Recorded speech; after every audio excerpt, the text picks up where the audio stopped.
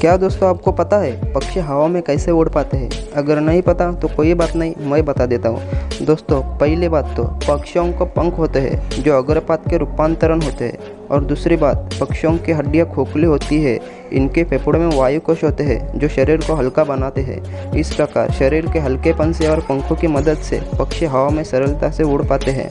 दोस्तों ऐसे amazing fact के लिए हमारे चैनल को सब्सक्राइब करिए, और हमारी वीडियो आपको पसंद आती है तो वीडियो को लाइक और शेयर ज़रूर करना।